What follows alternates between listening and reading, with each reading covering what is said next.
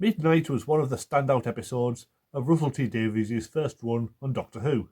A tense psychological thriller with an unseen threat and a massive dose of paranoia. It was a high point in one of the strongest seasons of the show. And now it's got a sequel, The Well. It's not quite as good, but it's another very tense, creepy episode, and it proves the show can still come out with some good old-fashioned scares when it tries. The pre-credit sequence is a strong teaser, as the Doctor and Belinda find themselves in spacesuits and jumping down to an alien planet. No messing about, just straight into the action, a great way to kick off an episode.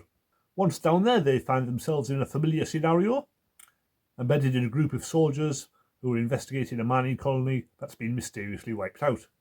They even directly quote from Aliens at least twice, so it's not exactly subtle. The mining colony is full of dead bodies and shattered mirrors.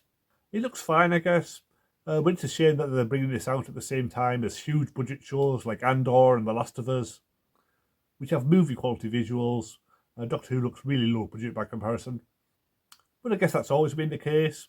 Doctor Who in the 80s did not look as good as Star Trek did in the 60s, so you just have to try and enjoy the show on its own terms. The real drama starts when they find the sole survivor, Alice, played by Rose Alien-Ellis. She's become a familiar face on UK TV, with appearances on documentaries and chat shows. This might be the first time I've seen her acting, and she's very good. Her character is seemingly innocent and harmless, but she never feels entirely trustworthy. You do get the feeling that she could take a turn at any minute. Her deafness adds another layer of distance between her and the soldiers. It's never made an essential part of the plot, but I guess it's good just to show that deaf people exist in the future. They haven't been cured or anything, it's no big deal, and everybody just carries large screens around with them all the time, just in case they happen to meet a deaf person. It slowly becomes apparent that there is a creature hiding behind Alice. We only see brief flashes of it, and it's never very clear. I guess when the Blu-ray comes out, you'll be able to pause and frame by frame advance to see what's actually there. But I guess it works much better if you're not entirely clear what you saw, if indeed you saw anything at all. It puts you in the same paranoid frame of mind as the characters.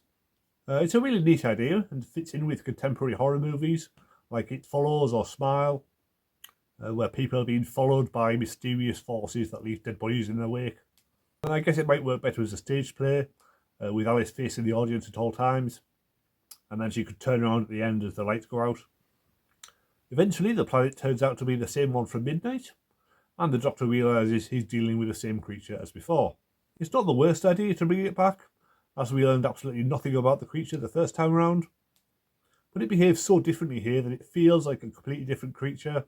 They didn't really need to have made that connection. I guess doing a straightforward retread of Midnight would have been a bit pointless, although I'm sure Rose could have done a really good job of playing possessed. Still, the paranoia of the soldiers is certainly reminiscent of the train passengers in the earlier episode. Making most of the characters trigger-happy soldiers certainly raises the stakes, as does the entity's new way of killing people by throwing them across the entire room. Despite being in the title, the well itself is barely used. It's really just there so one of the soldiers can jump in at the end.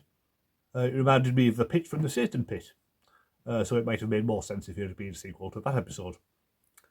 Still, it makes for an exciting climax, but then the final scene suggests that the creature survived anyway, paving the way for them to do another sequel if Doctor Who ever comes back, which at the time of recording is very much up in the air. The apparent destruction of Earth at the end of next month is further expanded on, as we learn the human race will no longer exist 500,000 years into the future.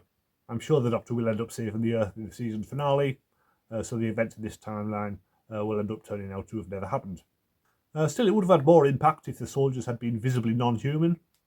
Even just giving them ridged foreheads or pointy ears would have been something. Instead, they all look and act completely human, which just feels like a missed opportunity. And the episode ends with another intriguing appearance from Mrs. Flood, who now seems to exist in every time and place the Doctor goes, like a self-aware version of Susan Twist from last year. So let's hope this story gets a better resolution than that one. Overall, another very strong episode. The creepy atmosphere builds up throughout the story.